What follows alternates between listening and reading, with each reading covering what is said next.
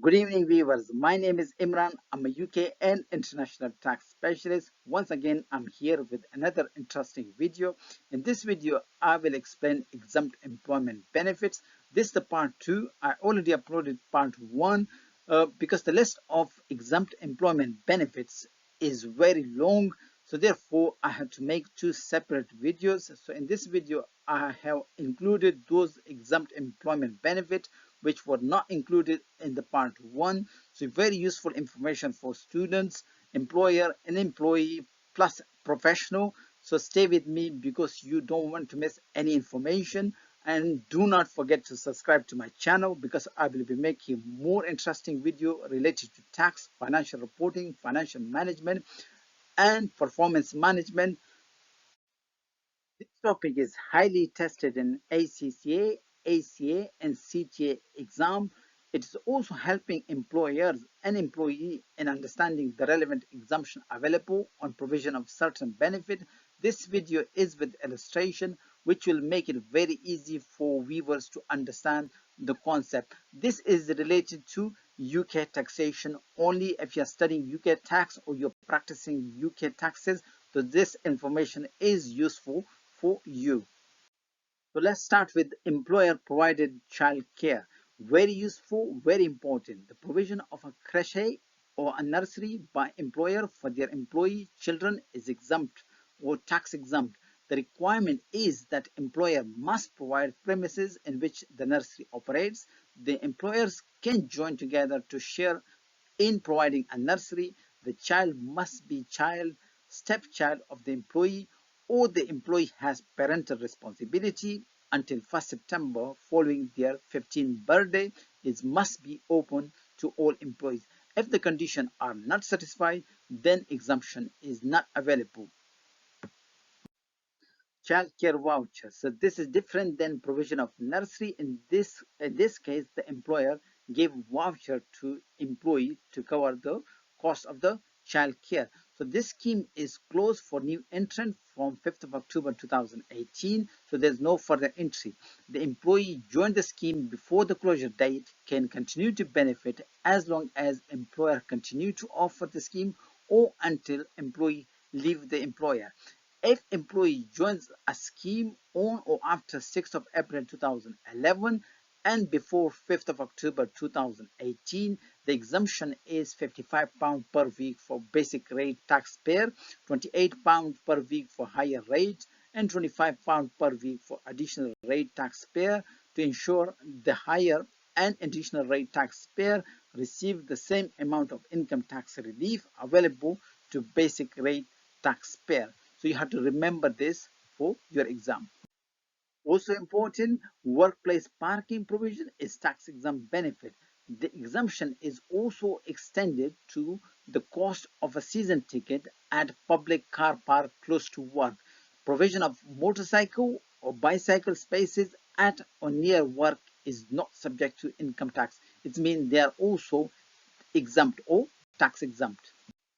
Very important to remember, subsidized staff canteens are not taxable if the canteen facility are available to all employees. So this is the condition. It must be available to all employees. This subsidy, for example, the canteen facility is located at employer premises and the employer had the food and drinks for employee at a discounted price but open to all employees. If the company canteen or restaurant that is reserved for use by senior executive only, those executives will have taxable benefit on the cost of free or subsidized meal provided.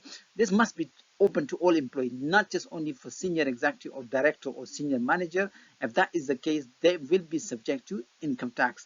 This exemption is not available if it is a part of salary sacrifice or other flexible benefit arrangement. For example, if there is agreement or there is an arrangement or understanding between employee and employer where under this arrangement where employee sacrifice his salary to get lunch, breakfast and dinner. So in this case, any salary sacrifice or is a part of salary sacrifice scheme, then any salary sacrificed will be subject to income tax. So there will be no exemption available in this case. Miscellaneous benefit exemption. Incidental expenses paid to employee working away from home are tax exempt up to a daily limit of £5 per night while working in the UK, and £10, and this limit is £10 per night whilst working abroad. The provision of work-related training is also exempt, but that is also common sense because the employee need to be trained so they can work efficiently. So therefore, it is an exempt benefit. Award to an employee from staff suggestion scheme up to 5,000 is also exempt benefit. However, you need to understand what is a staff suggestion scheme. So you need to visit HMRC website. There's a big article on HMRC website to understand, because it's not like just giving to some employee 5,000 and just believing that because he provided some suggestion. It doesn't work like this. There is a condition. There's a lengthy article. I'm not going to explain it here. You have to go and visit the HMRC website, or there is no need for you to visit. Just for your exam or practice purpose, you just need to remember that there is 5,000 exemption available under staff suggestion scheme. Employers can make tax exempt payment to an employee under home working arrangement where the employee regularly works at home. No record is needed if amount is no more than £6 per week. It means if employer reimburse £6 per week to an employee, so it means that HMRC will not question this. If you pay more than that, it's likely that you have to prove yourself that your expenses are genuine to HMRC. Or if the employer pay you more than £6 per week, the HMRC might treat it as a taxable income.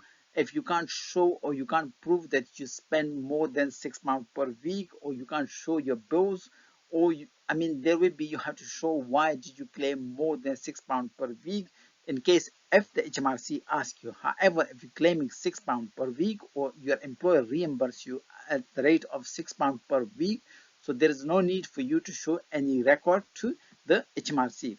Long service award are also exempt up to £50 per year of a service if the employee had at least 20 years with the same employer. This exempt gifts such as gold, watches, etc. to a long-serving employee on the retirement. So there is a 20 years requirement for this, and the rate is £50 per year. Very important and highly tested. Christmas party or other similar annual function for the employee is not taxable benefit for the employee as long as the cost is under £150 per head. So watch the wording. Wording is very important. It must be a Christmas party or annual function. Otherwise, it will be taxable. Then the other things you need to remember is the limit is £150 per head.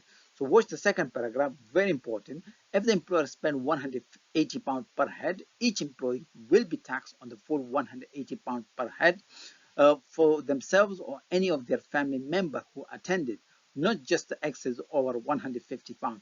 So what does it mean by family member? For example, if an employer arrange a party and there are 10 employees attending, and they bring their spouses with them, so their total will be 20.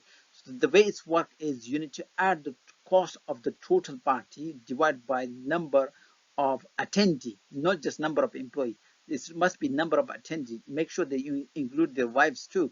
So in this case, then you will work out the cost per head. If the cost per head is less than £150, then this party is exempt. If the cost of per head is more than £150, then the whole amount is taxable. In this case, £150 limit is not available. So it means the whole, if for example, if the cost per head is £180, so in this case, you cannot say is this £30 is taxable because there's £150 exemption. No, it will not be valid. The whole £180 will be taxable, and that will be taxable per head. It means the employee will be subject to tax for themselves and also for their spouse. If employer arranged two party, one summer party costing £70 per head, other autumn party costing £75 per head, both parties will be exempt because 70 plus 75 is 145. £150 limit per head is annual limit. Now this slide will show you how you can utilize this £150 per head exemption. Remember, this £150 per head is the annual exemption. So it's not just one party. It should be, if there are more than one party, so all should fall under 150 pound. Otherwise, there will be tax implication. If the total cost of two party exceed 150 pound per head, whichever function best utilize the exemption are exempt. If spring event costs 60 pound per head and the Christmas event costs 120 pound per head, total cost exceeding 150 pound. Remember that 150 pound limit is an annual limit. So the employee would be taxable on spring event because the spring event is cheaper. So you can use the exemption of 150 pound against 120. So in this case, choose the smaller amount and make it taxable. So it will have less tax implication for employee. Assume if there was a third event, say autumn costing 80 pound, then the spring this is 60 pound per head and an autumn event costing 80 pound per head would be exempt because they both, if you add them up, is adding to 140 pound. So you will utilize this 150 pound limit against these two, and only you will make this 120 pound taxable. So in this case, this will have less or lower tax burden for employee. Also, very important to remember, recommended medical treatment provided to an employee not taxed if it is under 500 pounds. Excess will be taxable. The exemption is available if the medical treatment would help an employee to return to the work. Annual medical checkup and health screening are exempt. Medical treatment abroad also cover overseas medical insurance if provided to an employee to enable them to perform employment duty is also exempt benefit. These details are also very important to remember. Exemptions are also available for the following: workplace sports or recreational facility for the use of staff. For example, if employer arrange a gym at workplace for employee fitness is exempt. Third party benefit up to 250 pounds per year provided to employee by someone other than employer is also exempt. Work buses or free or subsidized use of public transport is exempt. Late night taxi, where employee is occasionally required to work late after 9 p.m. is exempt, but that should be occasional, not on daily basis. Travel and subsistence during public transport strike, for example, if there's a public transport strike, an employer arrange taxi for you, that would be also exempt. Other minor exemption continue. Very important, provision of bicycle extended to cycle safety equipment to travel to or from work. Hospitality or entertainment provided by someone else, not by employer but by third party. Eye test or corrective glasses where an employee is required to use visual display unit in the employment is also exempt.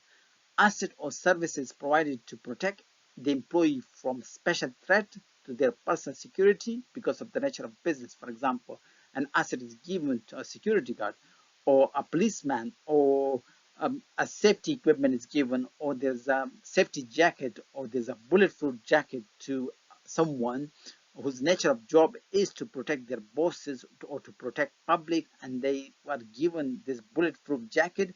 That jacket is also its exempt benefit. Also remember, equipment provided to disabled employee to allow them to perform their duty even if there is a significant private use.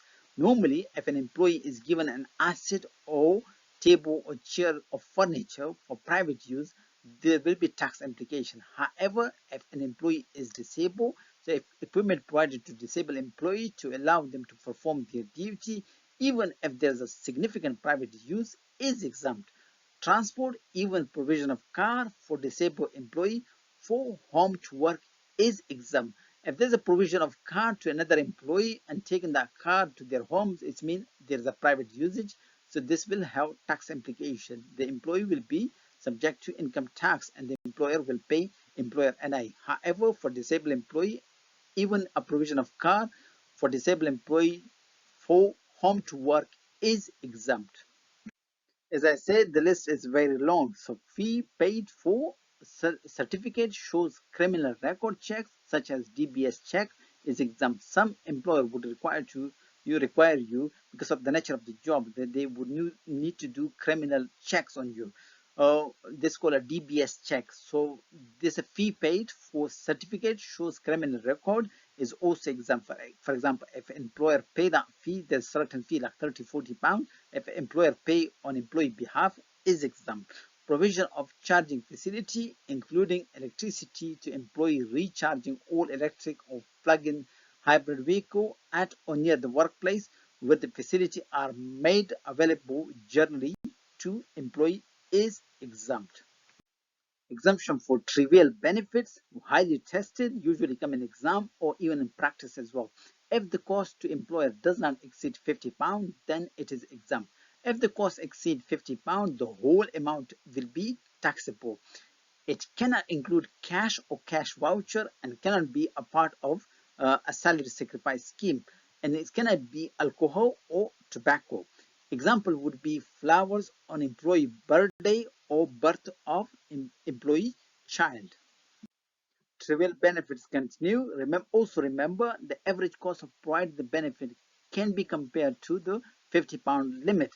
If the provision of benefit to a number of employees, there is no limit on number of trivial benefit. For example, an employer can give an employee as long as even 20, 25, 30 trivial benefit, as long as the amount is for each benefit less than £50, and it cannot be cash or cash equivalent, it cannot be tobacco, it cannot be a part of alcohol, or it cannot be a part of salary sacrifice scheme.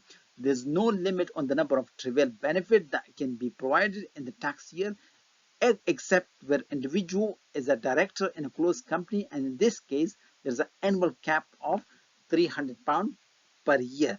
So thanks for watching. There are very useful information. You will be tested in your exam. You will be also tested in practice, because you need to make sure, because when you're doing P11D, a P11D form used to report your taxable benefit. So you need to make sure what are exemption available. So make sure you do not include exempt benefit on P11D, because of the exemption, they are not taxable. So therefore, very important, even in exam, if you don't remember the exempt benefit and you have a long question or a short question in employment taxes, and they give you, like the employer give you salary, bonuses, benefits, car. So you need to know the exempt benefit without wasting time. So you need to know. So you make sure you do not include in your tax calculation. So thanks for watching. Kindly subscribe to my channel. I'll be making more video. I have already uploaded videos on taxation on car benefit, provision of living accommodation. There's also provision of beneficial loan. There are also videos on corporation tax computation, capital allowances, and there are some more useful video I will be uploading. So if you subscribe to my channel, you will not miss any useful information. This information is very powerful. As I say, is knowledge is power. Once you have knowledge, it will help you to excel in life or in your employment sector, and your employer will love you because you have the knowledges. It will keep you, and it will give you, and there will be a job security for you. Now it's time to wish you a very good night and a nice weekend.